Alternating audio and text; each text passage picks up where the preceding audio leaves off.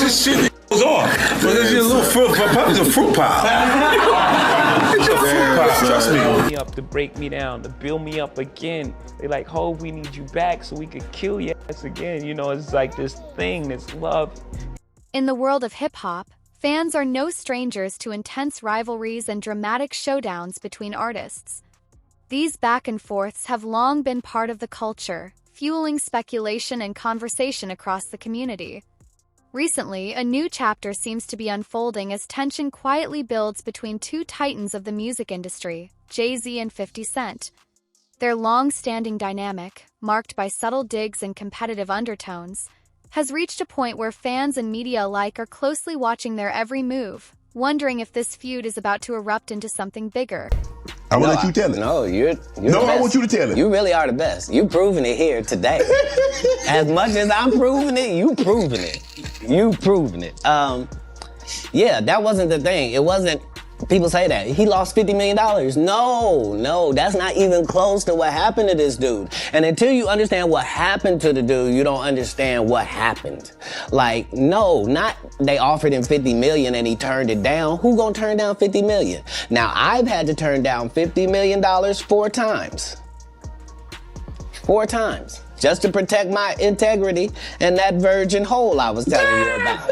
Right, because P. Diddy be wanting to party. And you gotta tell him no. You got to tell him no. I did. I did. See, I got the receipts for everything I'm telling you. That's why I can say them so freely. Kid, I need another one. You here, get your number. Thank you, sir. Thank you. This latest wave of conflict was ignited by a bold statement from 50 Cent during an interview where he reflected on his journey to stardom. In his remarks, he questioned Jay-Z's rise, claiming that much of Jay's success could be credited to his relationship with Beyoncé. According to 50, things began to shift dramatically once Jay and Beyoncé became a couple. Not only did they start collecting numerous awards, but even their children, he joked, seemed to get accolades without ever releasing a song.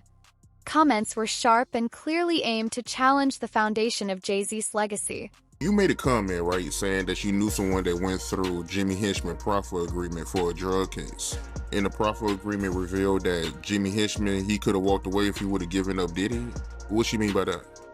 Well, what happened was is that they had 9 different sections with Jimmy Hinchman regarding his proffer agreement. So that means the feds went in there 9 different times to talk to him. And in those sessions, they asked him, what do you know about Sean Puffy Combs or Sean Diddy Combs? I don't think it was Puffy at that time. It wasn't Diddy at the time. But what do you know about Sean John Puffy Combs having sex with underage boys? And you got to realize, and people never think about this, that Jimmy and his brother, I think they had the same charges. But his brother walked away from that, and Jimmy gets life without the possibility of parole, I think. Which is crazy. For any drug charge. Nobody should spend their life in jail for drug charges. And just drug charges. But I think they try to tie him to some murders or something like that. I don't know that to be for sure. But he shouldn't spend his life in jail for no drug charges. Not at all. So, but they was gonna let him walk. If he'd have probably had to for that proffer agreement, they probably would have let him walk. If he had any information regarding Puff having sex with underage boys. That the feds asked him in 2011. In 2011, brother. So what did the feds know? Because the feds not coming there unless somebody made a report or somebody made some allegations against Puff in 2011 to ask a friend of his, Jimmy Hinchman, what do you know about that? But for them to ask him about that, it had to be more than a rumor. Somebody made a complaint somewhere. And the feds got hold to that complaint. Now they're going to investigate that complaint when they get people under the barrel, like they had Jimmy Henchman. That's why they asked him. If he did know information, right, why you think he didn't tell?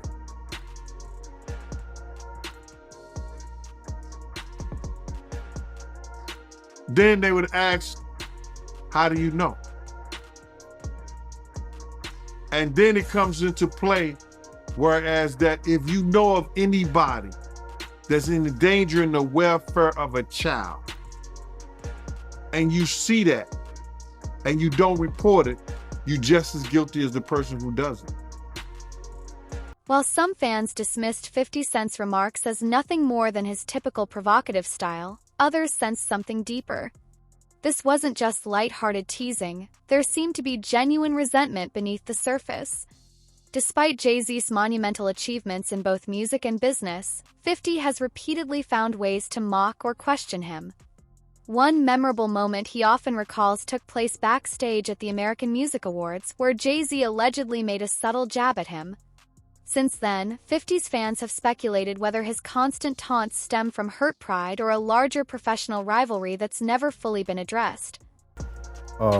First and foremost, I just want to say, I know a lot of people want to hear these stories and everything like that, because this is stuff that happened back in the day. And then maybe that if they knew there was going to ever be a YouTube, or they knew there was going to ever be social media, a lot of the stuff probably wouldn't have got played out like it did. But things happen, and these are just stories from the past. I would like to use that as, what you call that,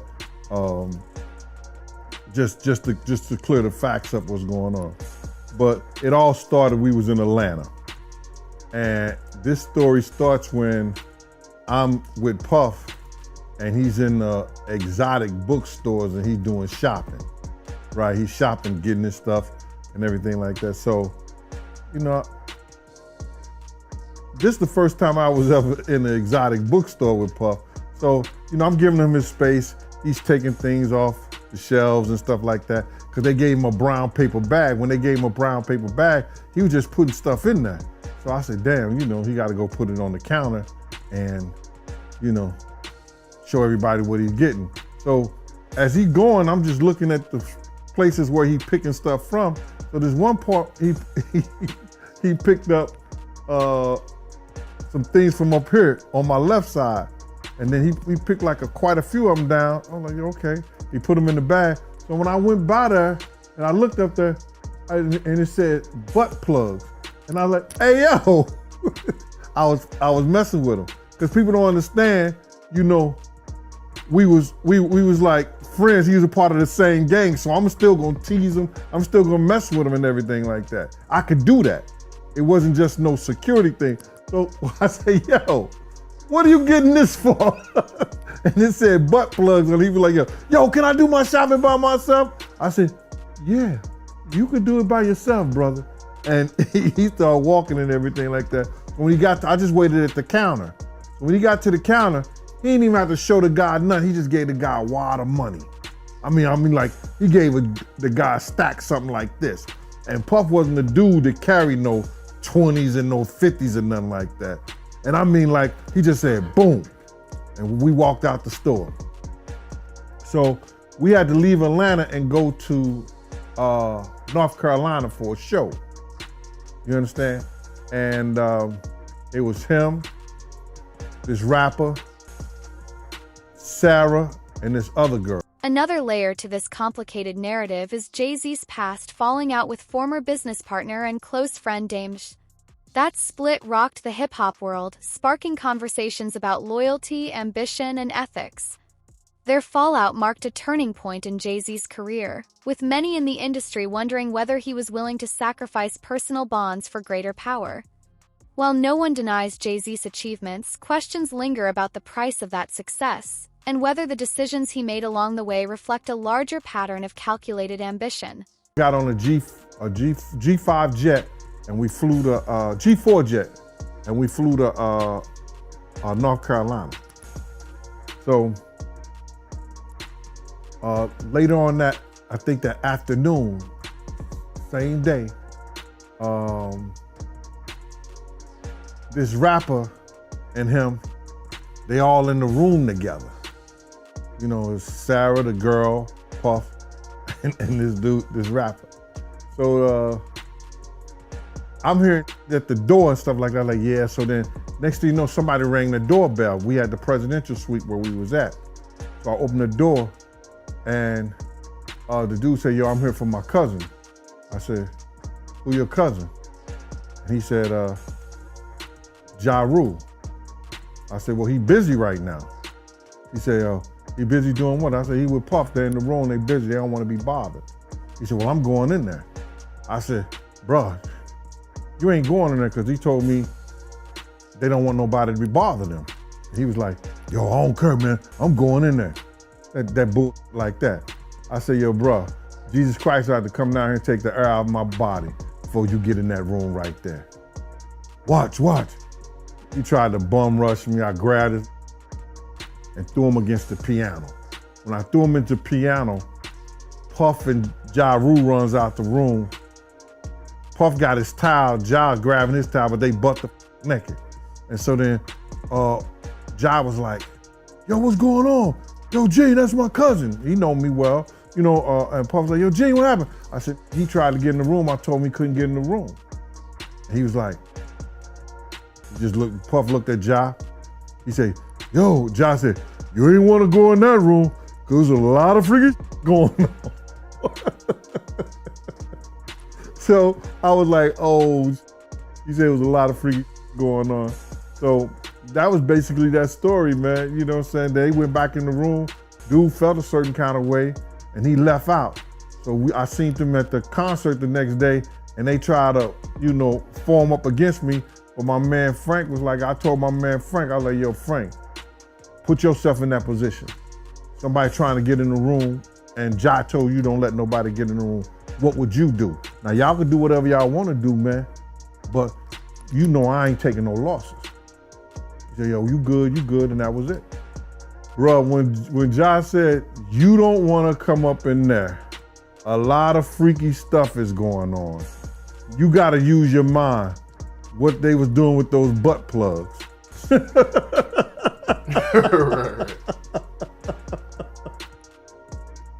that was crazy.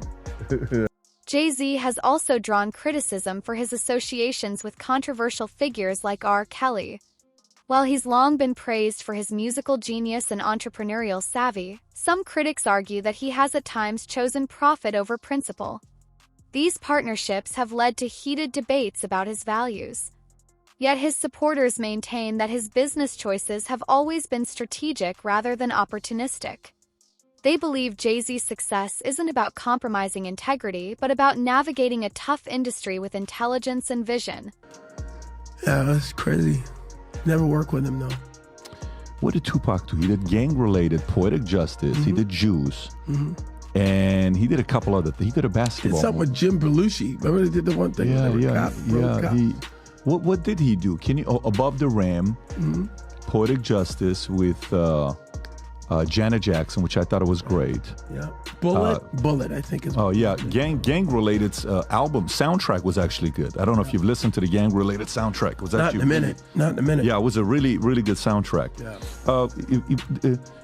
Cuba, with all this stuff that's coming up with Diddy and you're on one end, you know, 50 Cent is calling out Diddy and here's what he's doing and all this stuff, and they got the back and forth. Yeah. I got Suge on here. Look at this example. Look what happened. Yeah. And I got Suge on, exactly. No question about it. What do you think's going on with all the stuff with Diddy, with Little Rod, with, you know, all the stories that everybody's hearing about? You mean in terms of what? I mean, you know, his house being raided. I mean, that's crazy. That's the craziest thing I'd ever.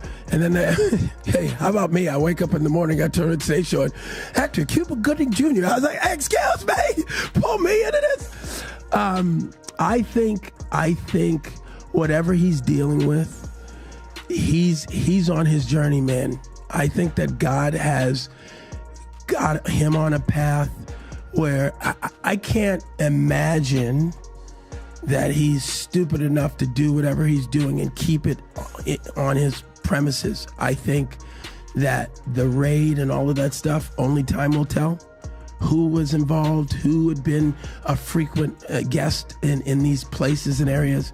It's funny because my lawyers said, every outlet in the world wants to talk to you. And again, I'm like, I'm not defining myself from some headline in the press. So I stayed quiet. And it's so funny. So I'll tell you a little story about who my girlfriend is. She gave Robert De Niro 3 grandkids. Her name is Claudine De Niro. She married his son, Raphael. They separated and we've been together for a while.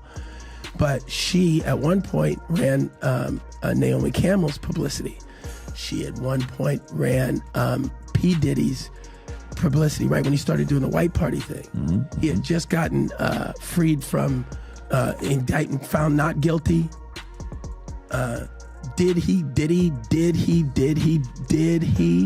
And he said to her, I'm going to die running with these niggas, man. I need you to help me with the white folks and the switch. And so she helped change, cultivate his new image. So they had a friendship for years. But I had never met him till probably 2019-20, just casually, Claudine and I. He invited us to his house. The pandemic was starting to ease, Fans are left wondering what the future holds for these two titans of the music industry as the conflict between 50 Cent and Jay-Z simmers. It appears that tensions are only growing, driven by a combination of personal hatred and professional rivalry. And hadn't seen him since that night where this guy with this picture that says that I had my shoulder on him and all this stuff, making it look sordid. Well, that picture, everyone in the room, there's probably 300 of us on the deck of P. Diddy's, I'm going to show you, on P. Diddy's boat, New Year's Eve. I went from one ship, Happy New Year. So I hung out with Tyson and next ship, there's Drake. This ship had P. Diddy. He had his guy, his videographer. They're listening to music. And he says, hey, Cube, listen, you want to hear P. Diddy's new song? I said, yeah, sure. Sit down next to him. They didn't use this angle, which to me makes me laugh because I go, oh, I get it. You made it look the way you wanted it to look. But that, and if you hold it, you know how you hold it and it does the thing where, can you hear all the people? If you tap it or something, it's a live picture. You see what I mean? It's like, here we are just listening to music. Finished, took the thing off, said whatever I said to him, left. That was it. But this guy who's suing him, going after the money, man. I'm sure. And by the way, I don't know P. Diddy's life. I don't know what he's going through. I don't know what the police are going to find on all of that. Were you guys close? Were you guys friends or? We were acquaintances, just like I just showed you. Yeah. 2-3 times I've seen him. So it's. Oh, so Diddy, you've only seen him 2 or 3 times. That's what I'm saying. That's what I'm saying. So why would they include you all of a sudden in some way? I think because of the darkness of the other grab of the cases that I already had went through. Right. A lot of that stuff is 18 though, 19, right? Those are from 5-6 years ago. That's the cases. Right. That's right. And that was that at the peak of the Me Too movement, or was that pre-Me Too movement? That's right. Is Me that's Too right movement, when it kicked off. Yeah, right. That was crazy. Yeah. So it's going to be interesting to see what happens with Diddy. Oh, 100%. Yeah. 100%. But I did not know that you guys only hung out 2 or 3 times. That's it, man. And 50 was with you for your 56th birthday. I think you guys were hanging out together in Miami. Yeah, because we were in St. Bart's on that boat, but then in Miami, which is where I run around now. Yeah. Of course. I ran into 50 and he was promoting his champagne. I've seen Drake 100 times around town. He loves Miami. Yeah. Yeah. 50. I'm big with the rappers, man. How do you feel about 50? How's 50 like? It's so funny. I got a call from 50 who reached out to me and said, we got to uplift our black entertainers and let's work together. I said, great. So we'll see, I try not to voice any of my opinion when it comes to the rap songs because just like everybody else, I'm into that music, man. Are you following the Lamar and Drake thing? No, I just heard about that. Yeah, got it. I mean, that's like a whole. Somebody just got shot today outside of Drake's house. I heard. Did you see that? I heard. So, I mean, it's like drive-by shooting in a gated community. I mean, that sounds a little crazy. Yeah, Drake security guard seriously injured in shooting at Toronto's mansion. Guard was shot inside Drake's home and had... As this tension continues to simmer between Jay-Z and 50 Cent, fans are left to wonder where things are headed. Both men have achieved massive success in their own right, yet their conflict seems far from over. It's a mix of unresolved personal issues and ongoing professional rivalry that keeps this storyline alive.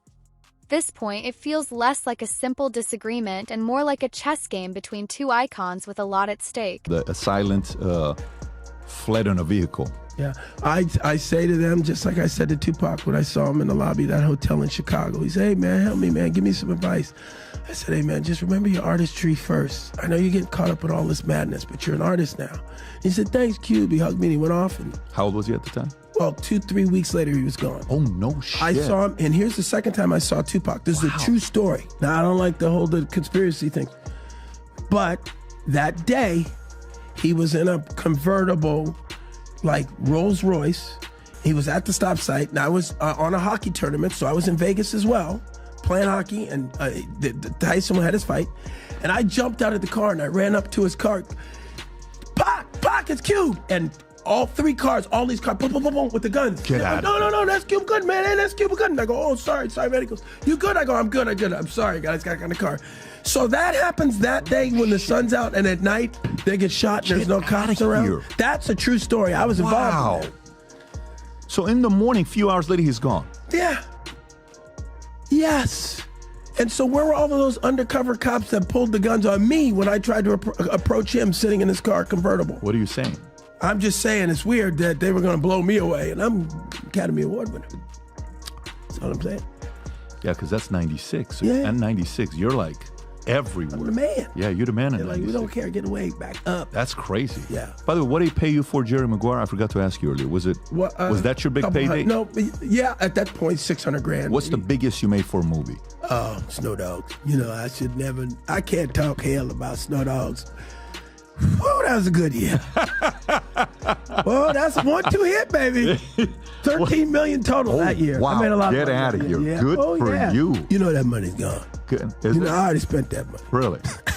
Yeah, $13 million. I understand. Yeah. I'm assuming you made some good investments. I made some investments, yeah, but yeah, that money. Hey, final. So if you like this clip and you want to watch another one, click right here. One reason this feud stays in the public eye is because of how relentlessly 50 Cent critiques Jay-Z. He doesn't just question Jay's career moves, he goes after his character too. From throwing shade at his award wins to accusing him of turning his back on past collaborators, 50 has made it a point to challenge Jay-Z's reputation. While some interpret these moves as calculated trolling, others believe 50 is tapping into something real, a deeper discontent with how the music business rewards certain players and sidelines others. Looking at one of your lives, right? And you made a comment and you said that you'd rather be poor than be Diddy rich. Can you elaborate on that? Bruh, I told this to this one guy the other day.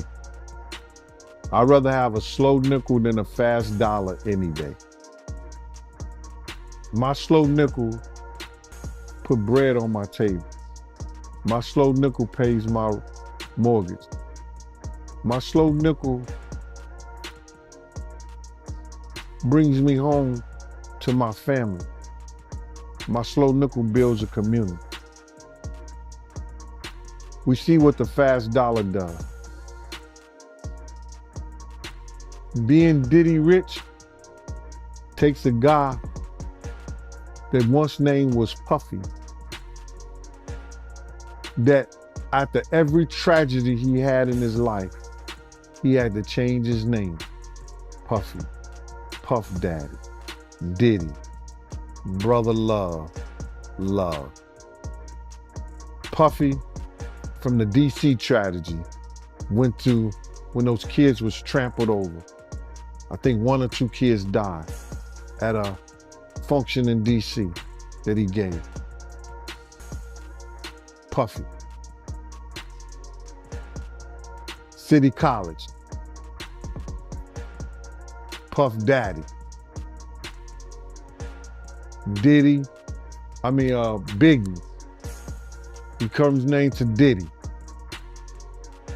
And Now, the allegations with Cassie and everything, he went from brother love to love. Being Diddy rich have you thinking you something that you're not. That you greater than what you're supposed to be and the people around you. When I say I'd rather be my poor, with my peace of mind, with my own thoughts, my own community, my own love, with my family, than to be so rich that I'm thinking I'm something that I'm not. That's what they do, bro. Look how many times, what was that? You ever go to a club, it's a big shootout, and it was the Mirage, and then you come back 2 weeks later, now it's the Zone. They changed their name after every shootout. That's what happens. Core of this long-running conflict lies a battle of egos and philosophies. Though both artists are highly successful, their paths to fame couldn't be more different. Jay-Z built his empire through measured decisions and high-profile alliances, crafting an image of polish and prestige. On the other hand, 50 Cent rose through defiance and aggression, establishing himself as a fearless voice unafraid to challenge the system. Their feud raises larger questions about what truly defines success in the hip-hop world. Is it raw talent and self-made grit, or the ability to align with the right people at the right time? Clip 9. Despite Jay-Z's undeniable success, 50 Cent's repeated criticisms might reflect more than just professional rivalry. They could also be tied to his own frustrations with how the industry treats him. Over the years, 50 has watched peers like Jay-Z gain broader appeal and cultural influence. By challenging Jay, 50 might be trying to assert his own place in the hierarchy of hip-hop, ensuring that his contributions aren't overlooked or forgotten. And because of look, Jay-Z and them was putting it together. Mm-hmm. So I think they still harbor some energy towards me. You think you were purposely left out of the ad? No. Oh, okay. I don't think. I think that they were saying the NFL had some issues with me that I don't know what those issues are. Like, what is the issue?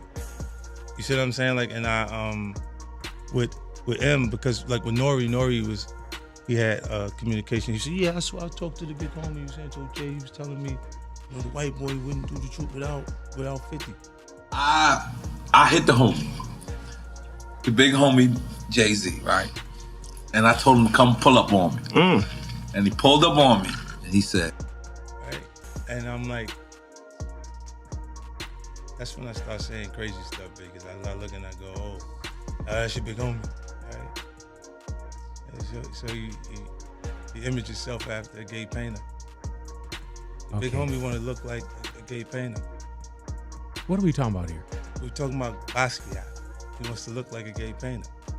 Oh my God, I think I know where we're going with So this. now look, what I'm saying to you is, look, when you start looking at, that's not mine, that's theirs, they're Harper, right? But when you look at, M is looking at the entire legacy. Yeah. The whole. Their feud has now become part of hip-hop lore, with everything from social media barbs to interview jabs shaping the narrative. As long as pride is involved and reputations are at stake, the tension is unlikely to fade. Whether this standoff ends in reconciliation or escalates further, one thing is certain: this rivalry has left a lasting mark on the culture. Forces us to ask whether these icons will ever see eye to eye, or if their story is destined to remain one of division and unresolved conflict. Crazy about he said nobody's scared of 50 Cent. I think he would have done that if that was 50 Cent. No one's scared of 50 Cent. I want everyone to be clear. No one's scared of 50 Cent. I think it was kind of taken out of context a little bit, but what do you think about it? I don't think it was taken out of context. No, I think the guy who was talking to him made him feel like a punk. You see what I'm saying? So he had to say, yo, nobody scared of 50. Let's get this clear. Nobody is scared of 50. You know, but I'm not the issue. Him making you feel like a punk is the issue. And at the end of the day, I look at it and people don't assess themselves. even really intelligent people. Jay is a smart guy. You know what I'm saying? He'll analyze other people and other things that they're doing and not actually look at what's happening to him and his transition and difference. But his actual, right now, he's in a real safe space. He created this real safe aura. This is why people walking on the stage and why shit is happening like that. A lot of it wouldn't have been like that if he actually dealt with his issues himself. See, he's Leviticus. When Cam Alicia is supposed to be doing a song again at the AMAs, but they're gonna have like 20 security members on the stage making sure nobody bum rushes. Everyone wasn't. They just felt, you gotta feel comfortable enough to do that. Like, see, don't get fucked up. I'll fuck up. You do some shit like that, and I'll fuck up. Let me just go on record with that shit, because I ain't really with all that dumb shit. I think everybody already know that. And they know, like, they already know. But she wouldn't have walked up there no matter how hot your record is. She'd enjoyed that shit from the seat, like everybody else. Like, yo. Yeah.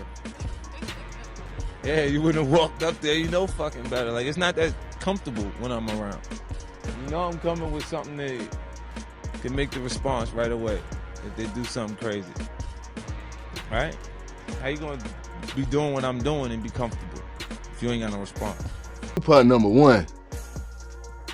I don't care what nobody say. Nobody did what that man did. That man had more albums in depth than most people had living.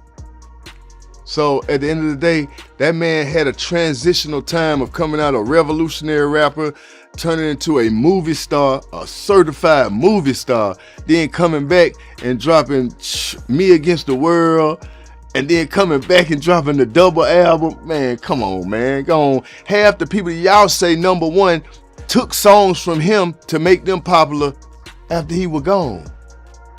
So at the end of the day, look, man, when half your raps were another man raps, then hey, man, it's great that you could take it and use it, but at the same time, it's like you gotta look at Biggie, Pop, and all that as the top 5 because they set the standards. You got 2 dead superstars that you can sit back and listen to their music, look at what they doing, how they doing it to formulate your own. They didn't have nobody to look at. They were the original copies. So right now, I'm looking at it like, yeah, you know, New York is built on who can rap the best. Okay. Well, if Big would have lived, would Jay still be the best? See, that's what I'm saying. Now, you can look at any of the podcasts from New York and they'll say, hey, bro, Big hands down. They say, first of all, tell me what Jay-Z album was better than Life After Death. None. Okay, tell me a Jay-Z album that was better than goddamn When Pac Came Home. All Eyes on Me.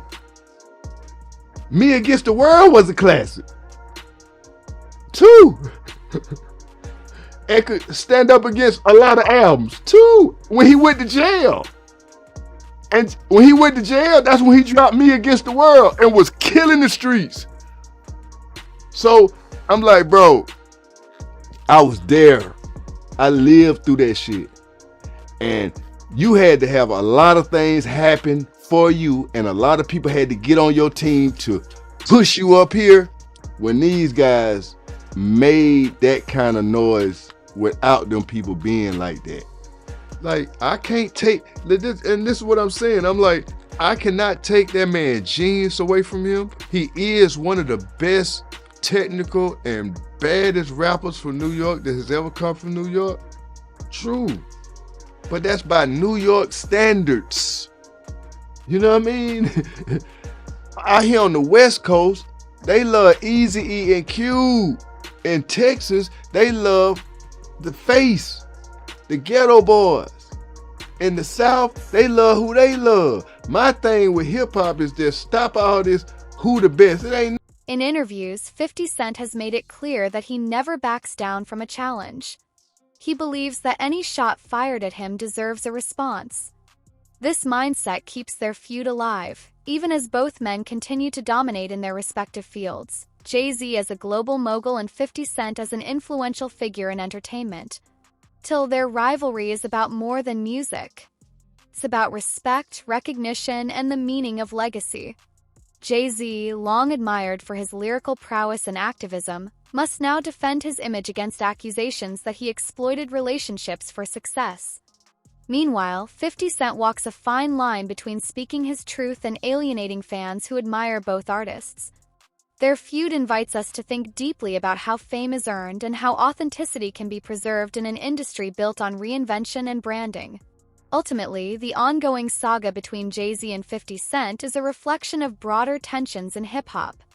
It's not just about who has more hits or who made the better business deal. It's about how the culture defines credibility, legacy, and what it means to stay true to one's roots. As long as their rivalry remains public, it will continue to stir debate. But beyond the drama lies a much bigger question. Can success in the music industry coexist with authenticity, or must one always come at the cost of the other?